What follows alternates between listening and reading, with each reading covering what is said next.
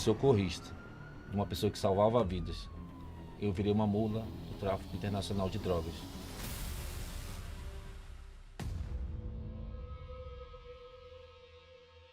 Tudo começou com uma decepção amorosa que eu tive, né? Uma pessoa que eu coloquei num pedestal muito alto e quando essa pessoa me traiu, eu quis morrer. Então eu fiquei uns 2 anos em depressão. 2 anos trancado no quarto, passava a noite bebendo e o dia dormindo. E o uso incontrolável de cocaína. Eu usava muita cocaína. E esse dia aqui, eu não lembro como eu cheguei em casa. Eu não lembro. Eu não lembro como eu subi essa escada.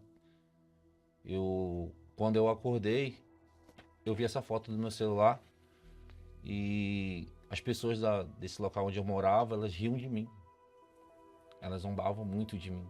Eu era motorista do SAMU, concursado, e até que um dia eu perdi tudo e eu estava bebendo posto de gasolina, eu conheci um rapaz que tinha passado um tempo preso na Espanha, e ele me fez o convite. Perguntou se eu tinha coragem de levar droga para outros países. E eu estava naquela situação ali, sem nada, eu já tinha perdido tudo. Falei, eu vou encarar isso aqui também. Então, eu fui instruído a como transportar droga. E depois disso, eu fui para a fronteira, né, com a Colômbia. Atravessei a fronteira e conheci um colombiano. E ele me entregou uma mala com droga. E eu peguei essa mala lá na Colômbia e vim seguindo viagem, né? Passando pelo aeroporto de Tabatinga, Manaus, Belém, até seguir para Portugal. E a primeira viagem deu certo. Fui para a Suíça também, depois fui para a Espanha. E quando eu comecei a viajar, eu vivi uma vida de aparência. Como essa foto aqui.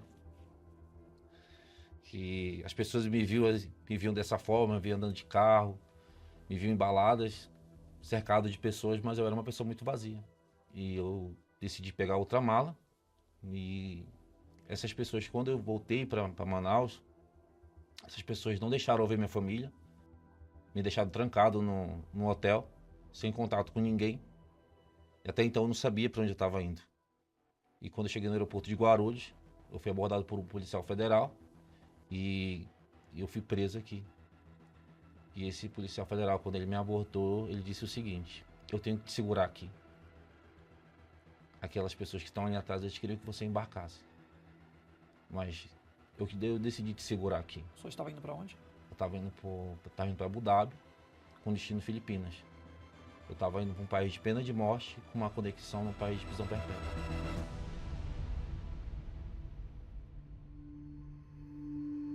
Quando eu atravessei aquela gaiola, o gaiolão que falam, a ficha foi caindo, na verdade. Estava preso longe da minha família. E lá dentro do presídio, né, eu sempre estava ali, né, sem fazer nada. E quando eu comecei a ver o pessoal da UNP, né, os voluntários da UNP entrando no presídio. Só que aquilo me causava muita raiva, porque eu tinha muita raiva da igreja. Eu tinha muita raiva do trabalho. Eles estavam ali orando, estendendo a mão, e quando eles viravam as costas, eu falava, esse pessoal só serve para roubar, rouba os outros lá fora, daqui a roubar a gente aqui dentro. Mas eu não tinha nada para eles roubarem de mim lá dentro. Não tinha nada. Mesmo tendo tanta raiva da igreja, eu tinha muita raiva do trabalho, eu ganhei uma Bíblia.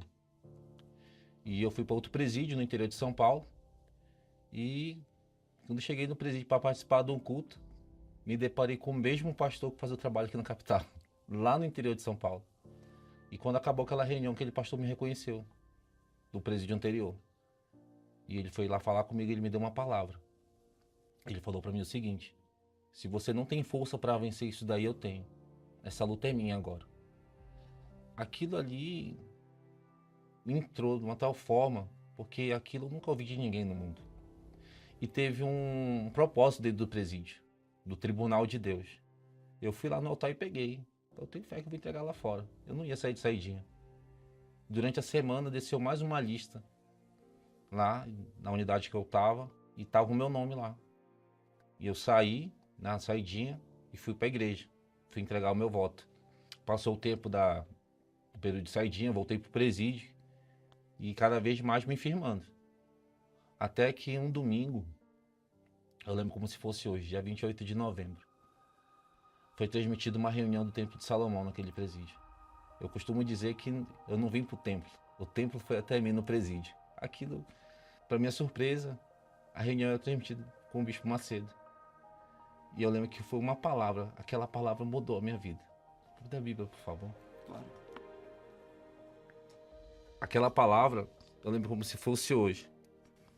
Que está escrito: mas Deus escolheu as coisas loucas desse mundo para confundir as sábias.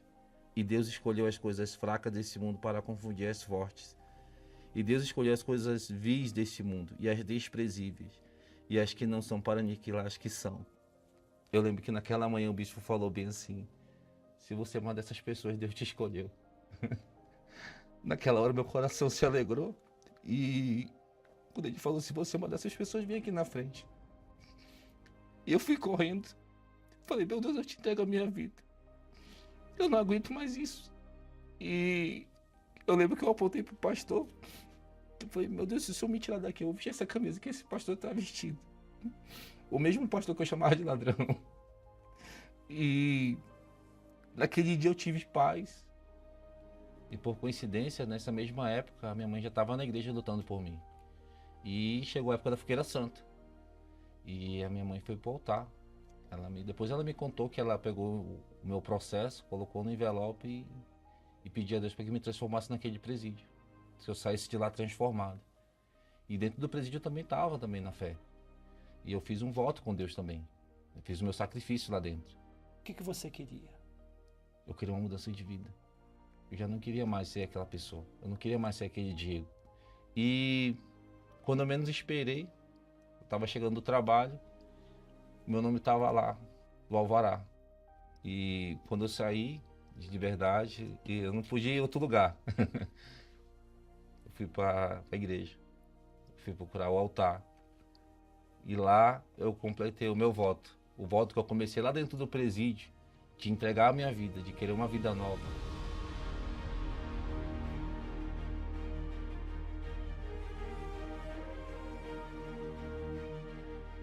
Eu lembro que na frente do altar eu falei para Deus: eu já te entreguei tudo. O que mais falta? E eu comecei a buscar. Naquele dia eu recebi o abraço do Espírito Santo. Naquele dia o Espírito Santo me abraçou. E foi uma alegria tão grande. Foi uma paz, era uma mistura de riso com choro, a vontade de falar de Jesus para todo mundo. E naquele dia eu tive a certeza disso. E para provar se eu tinha recebido realmente o batismo com o Espírito Santo, veio o batismo de fogo. Foi na noite, eu estava trabalhando e eu recebi uma abordagem policial. Até então, tudo indicava que eu ia ser liberado. Até que descobriram que tinha um mandado de prisão para mim.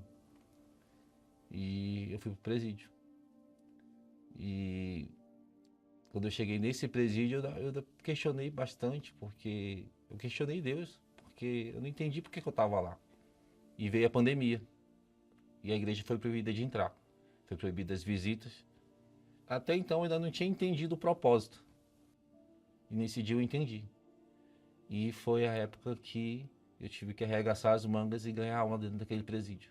Toda a oportunidade que tinha, porque toda a tarde a gente assistia a reunião diretamente do Templo de Salomão na TV. Então eu conseguia reunir os presos numa cela para assistir a reunião do templo. E ali eu pude ver o cuidado de Deus comigo ali dentro. Ali eu pude ter certeza do meu batismo com o Espírito Santo. Durante esse 1 ano a gente tinha um apoio do grupo UNP com o jornal, com a Bíblia, com o livro, com os kits de higiene. A gente não ficou desamparado naquele ano lá. E chegou o meu alvará. Eu não deixei o espírito da cadeia entrar dentro de mim. Eu levei o espírito que estava dentro de mim para a cadeia.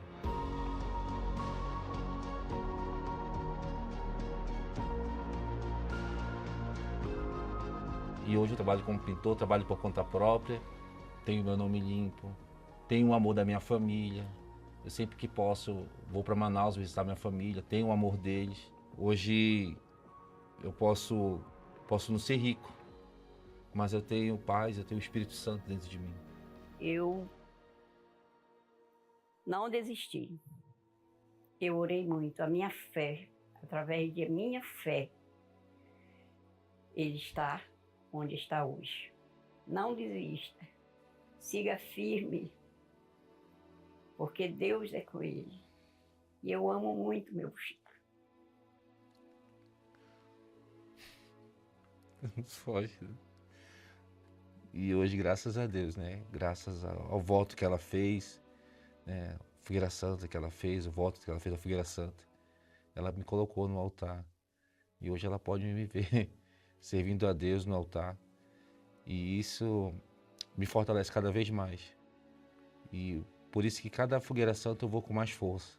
Não tem preço que pague o que o altar faz na nossa vida. O altar não deve nada para ninguém. E eu sou prova disso, né? E a minha família também.